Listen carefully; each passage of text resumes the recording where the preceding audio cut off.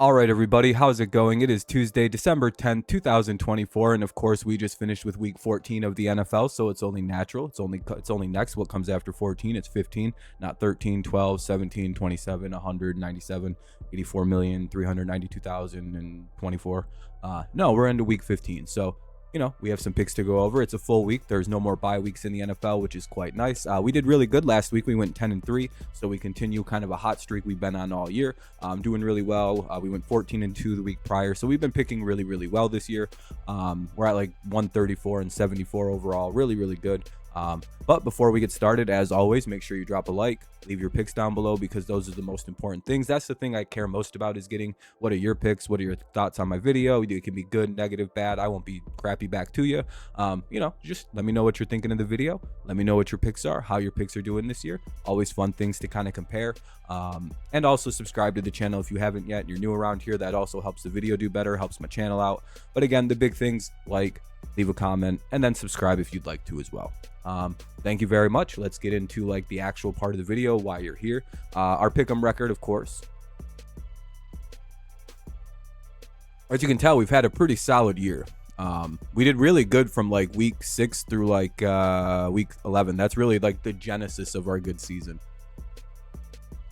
Like, we started out really sloppy, and then all of a sudden we just turned really good the rest of the year.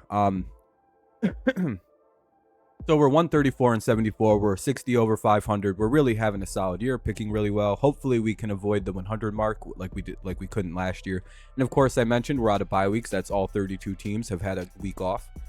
They're done now. So we'll probably delete that slide, but I like to keep it anyway. So Thursday night football, we have ourselves a pretty good little division game.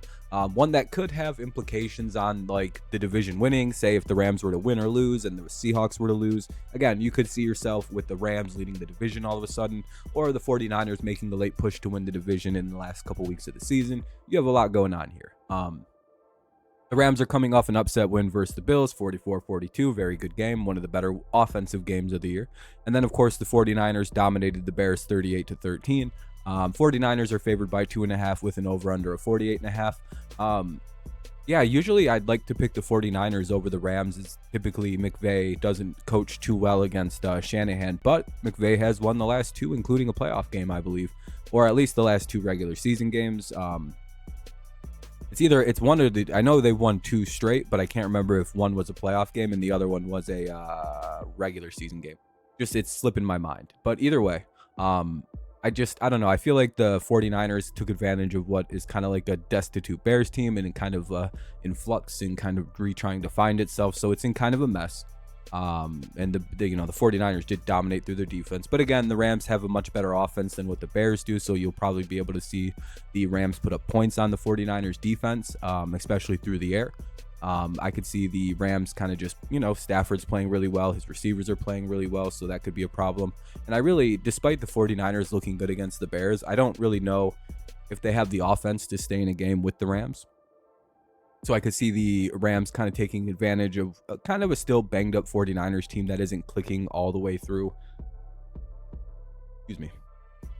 So I could see that happening. Again, I just feel like the Rams have this game. They have very good momentum. They're playing good football since Stafford got his receivers back. And I think that's a tough team to deal with, especially healthy. I don't know. I just like the Rams in this one. Got a good feeling. Short week at home, though, and the 49ers do kind of play these guys well. So I'm very hesitant on this game. I don't feel confident in this pick. But I'm going to go Rams. Don't want to.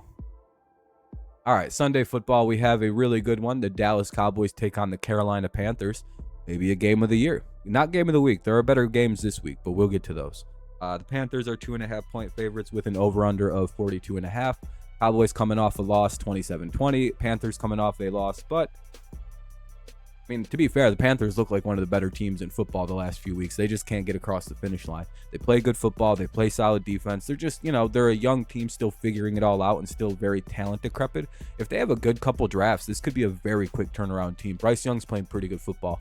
And because of that, because the Cowboys offensively really couldn't even beat the Bengals' really bad defense, I would imagine the Panthers, who play probably better defense than the Bengals do, I could see them kind of shutting down the Cowboys and kind of being able to utilize the home crowd and kind of take advantage of that. And again, their offense has been pretty good. They gave the Eagles fits all game. And you kind of have to pay respect to a team that can give a really good team like the Eagles some fits. So I kind of like Carolina here. They're an impressive little team. They're not very good, but they're annoying, and I think the Cowboys are a worse team than them right now. I'm going to go with Carolina in a pretty good win. All right, the Kansas City Chiefs take on the Cleveland Browns. Chiefs are 4.5-point favorites with an over/under of 45.5. Chiefs coming off a 19-17 win versus the Chargers. Browns lost to the Steelers. Not really a surprise, 27-14. I'm going to go with the Chiefs. Good defense. You know, they've been smothering bad offenses. Cleveland's been kind of a bad offense. Probably going to be a pretty similar game to what the Steelers and Browns just played, where the Chiefs are kind of confidently ahead for most of the game, while the Browns sort of stumble their way through the backside of the game. And it's not, I don't know. This one seems pretty obvious. Could there be an upset? I don't think so. Oh, one of the other good games of the weekend, Miami Dolphins take on the Houston Texans. Dolphins coming off a close win versus the Jets, 32-26. And the Texans coming off a bye, so that's a big plus. Texans are favored by 2.5 with an over/under of 47.5. I like the Texans at home off a bye. I think that gives them a big advantage. I think they're a well-coached team, so typically teams that are well-coached do better after the bye, so I kind of like that. Regarding Miami, they're also kind of cursed in the month of December. I know that they were able to beat the Jets, but the Jets are a uniquely terrible football team. So again, you kind of have like, all right, well, the Jets, they beat the Jets, you know, it's like, whoa, congratulations. You beat a team that's worse than, you know what I mean? It's like, wow, cool. You beat the Jets. Ooh, look out. That's not an impressive win to say, hey, we're over our Miami curse, if you will. Or not our Miami curse, our December curse. I guess it is a Miami curse. I don't really know how you want to describe it. But either way, yeah, I like the Texans in this one. I do think it'll be a close game because Miami does have a very good offense and the Texans defense can be kind of sloppy. So I could see Miami keeping up with the score. But again, I feel like Houston has a slightly better football team. Overall, I think they're better coached. Again, I don't know. Miami just, there's something weird about the Dolphins in the month of December where they just don't play as good a football. Maybe they're over that. And that Jets game is proof of this. But again, I think Houston being at home off a bye, I think they should be able to play versus this Miami defense that hasn't been the greatest this year as well. They should be able to throw on them. They should be able to put points on them with the rested Joe Mixon. You know what I mean? Like this should be a game they should be able to do some damage in, especially through on the ground with Mixon and then utilize play action. So I like Houston. I think they should win this game. I'd be very surprised if they didn't. The Jets take on the Jaguars. The Jets are 3.5-point favorites with an over/under of 40.5. That was a long sigh. Jets coming off a loss. Jaguars coming off a win. Surprise. I know. I'm surprised too. They actually won the game. We thought they'd win. They won 10-6. Let's go, Mac Jones. I really, really want Mac Jones to beat the Jets. I really, truly do. But I feel like they're gonna see who the quarterback is. Be like, oh, we're gonna kill these guys. And that's essentially what's gonna happen. They're very used to Mac Jones. Not much they can do with that situation. And the Jaguars defense really isn't that great. It can be pretty good, but it also can be really, really bad. So you never know what you're going to get. And because of that, I'm going to go with the Jets, who did okay against the Dolphins. So I don't know. Jaguars are a pretty bad team. I think the Mac Jones thing is why I'm picking the Jets. That's the honest truth about that. Washington takes on the New Orleans Saints. Commanders are 7-point favorites with an over/under of 43.5. Coming off a bye, so that's big. Saints did beat the Giants 14-11 on a blocked field goal. However, I think the Saints have lost Derek Carr, and basically that pretty much ends their season. Like it's like, all right, well that's about that then. Probably not going to be able to beat a Commanders team with the backup Saints offense. I don't think they have Taysom Hill. I don't think they have Derek Carr. So it's like, well, what the hell do they got left then? I don't even, it's like Spencer Rattler. I don't even care about that. You know what I mean? Let's just go to the next game. Somehow it's an even worse game. By the way, this was comically set up in the way that the way that the schedule was laid out. I am purposely taking longer on certain games than some of these games, and you can tell why. The Baltimore Ravens take on the New York Giants. Ravens are 14.5-point favorites with an over/under of 43.5. Ravens coming off a bye. Giants coming off a loss we just talked about. I'm going to go with the Ravens. I don't think a Giants fan wants to win this game. They have no reason to win this game. All they'll do is hurt their chance at a high draft pick. So just keep losing, and you're in a good spot if you're the Giants. Pretty simple, pretty straightforward. Should be a murder. You know what I mean? Like all these useless games, like who cares about the Bengals and Titans? But the Bengals play the Titans. Bengals are 4.5-point favorites with an over-under of 47.5. Bengals coming off a win like we discussed. Titans coming off a loss like we've discussed. So, yeah, Bengals should be able to win this game, put up points on the Titans hit and miss defense. Sometimes they're good, sometimes they're very, very bad. I would imagine the Bengals offense will make them look very, very bad. However, Tennessee could probably hang around the game, just like at least within like striking distance because of the Bengals defense, who didn't look terrible against the Cowboys the entire game. I don't know, maybe they're getting a little better. I don't know, shit, man. You know, fucking playing defense and not sucking dicks. I don't know. They're trying. All right, let's go to the 4 o'clock games. We got 5 of these. Oh, another great game this weekend. The New England Patriots, my favorite team, take on the Arizona Cardinals. Cardinals are 5.5-point favorites with an over-under of 46.5. Yeah, just kind of Patriots off a bye, so that's good. The Cardinals are coming off a 30-18 loss versus the Seahawks. Cardinals have kind of fallen off since a really hot start to the season, or at least a good start to the season. It's kind of fallen apart. But however, I think off a bye at home, or well, they're at home. They're getting a Patriots team that can't hold the game. Like they can play good for some chunk of a game, but because they're a young team with limited talent, it doesn't finish. It's just like, well, the defense does. It is what it is. Ultimately, I don't know if the Patriots have the defense to deal with Kyler Murray and the receiving core that he's got. It's basically just down to that, where it's like, we could shut down like half of what they do, but then the other half is going to smoke us. Like Trey McBride might go off for 1 billion yards, because again, we only have so much to stop teams, and that's going to be committed really hard to the run probably. You know what I mean? Like something's going to beat us. It'll probably be a late score too, which will be depressing, but hey, at least we got Drake May. Things are looking good. We could get T. Higgins, Drake May, trade for A.J. Brown, and then draft in left tackle, and things are looking a lot better in 2025. This is an important game. The Indianapolis Colts take on the Denver Broncos. Broncos are 4.5-point favorites with an over-under of 44.5. Both teams coming off a bye. I like the Broncos at home, though, a little bit more. So now I think about this game. I like what Denver does on defense, right? I think they've played very kind of underrated, very quietly good defense all year. So again, when I look at Indy, I see a team that struggles with consistent offense, a quarterback that is very inconsistent. A team like Denver could take advantage of that inconsistency and kind of like get turnovers, just kind of get 3 and outs and take advantage of those 3 and outs with what has been a pretty solid offense versus an Indy team that plays defense a lot like they play offense. Very streaky, very inconsistent. Some drives they look like one of the better defenses. The next drive they'll give up like 4-play touchdown. You know what I mean? So it's kind of like what the Colts' inconsistency and streaky nature compared to the Broncos, rather consistent and like pretty like they play one level, but it's like a pretty good, it's like an 8-5 level, and it's like they do that rather consistently. Some games they'll kind of play bad, but most of the time they're looking good. And again, they play good defense. They're well coached. Their offense looks pretty sharp despite being led by a rookie. Like the Broncos quarterback situation looks infinitely better than the Colts do, and Richardson's like a second-year quarterback. So I'm going to go with the Broncos in what should be a really close, fun game. This has major playoff implications because if Indy can win, they keep themselves like barely alive. And the Broncos are like the one key factor they got to get rid of.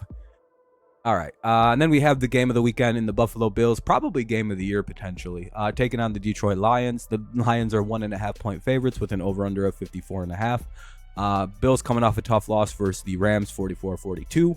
A lot of that was because of their defense and defensive woes. We don't really know if their defense is going to be 100% ready for this game, and if they're not, that's going to be a major problem, as we just saw.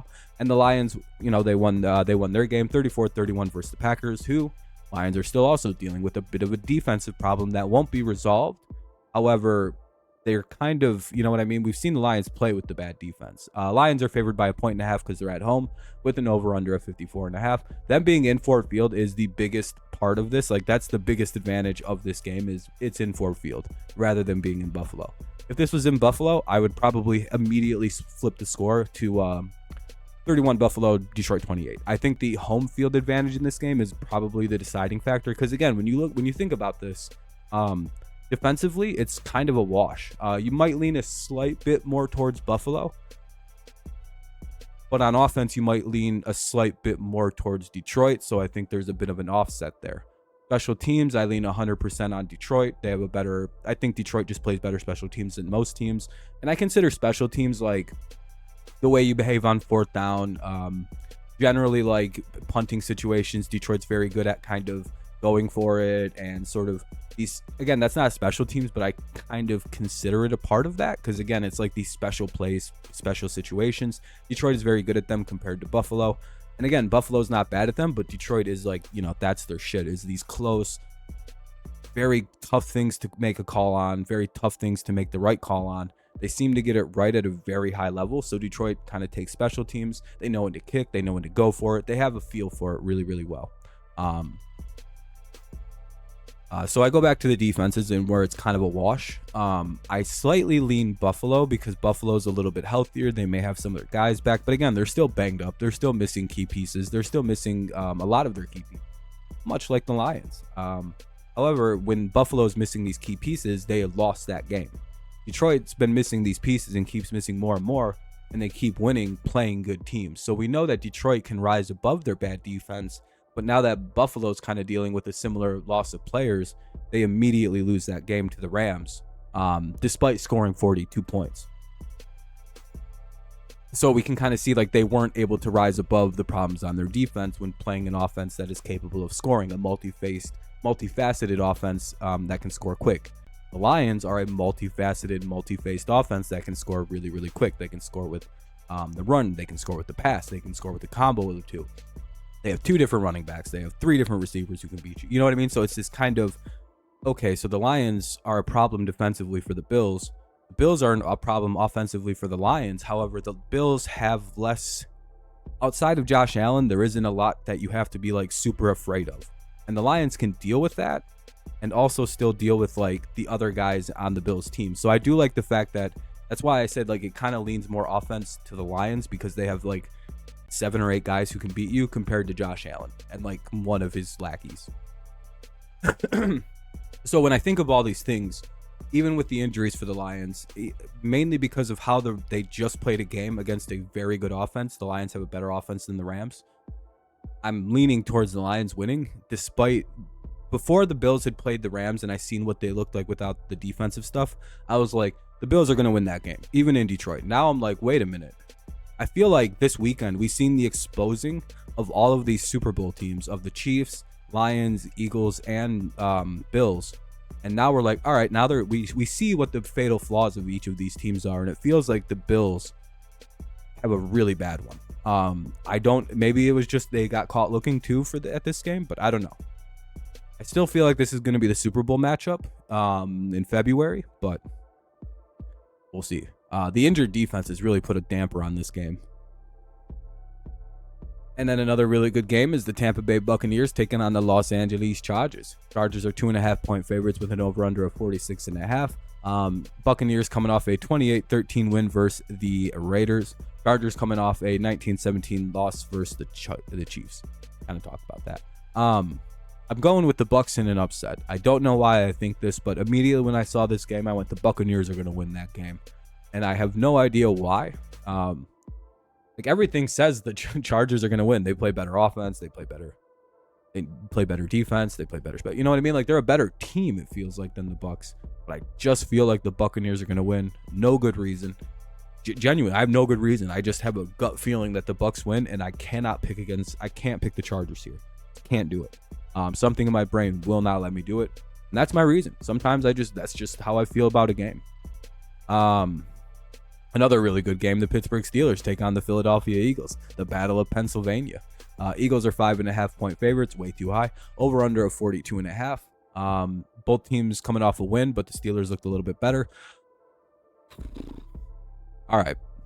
Steelers may be the best defense the Eagles will play this year, so that's something to keep in mind. We just seen them play the Panthers and struggle because the Panthers completely shut down the pass game and put it all on the run. And the Eagles struggled a little bit when that happened. They weren't as good as they've looked all year on offense because, again, the Panthers may have blueprinted how to beat the Eagles and how to completely slow them down and completely take them away. And the Steelers, a team that will copy what a team does well and push it to its logical extreme, will copy that game plan and probably completely eliminate the ability for them to pass. This is kind of how I see it. The Eagles will have to completely rely on running. They may only throw for about $150. And again, we've kind of seen this building throughout the season with the Eagles where they can't really, they have trouble throwing the ball, but they can run all over you. And their defense is so good that hasn't been a problem, right? It's like, yeah, we can just run the ball all game and play defense. No one can stop us. Carolina kind of put a weird cog in that, and they were like having to throw and they couldn't. The run wasn't always the thing they could depend on, and they really struggled. Did they throw for 88 yards? I'm sitting there going, all right, that's a problem. The Steelers will capitalize on that. I'm leaning Steelers in this game due to the fact that the Eagles are having some weird team problems. It looks like there's some blaming going around. AJ Brown appears quite frustrated with the passing situation. That's interesting.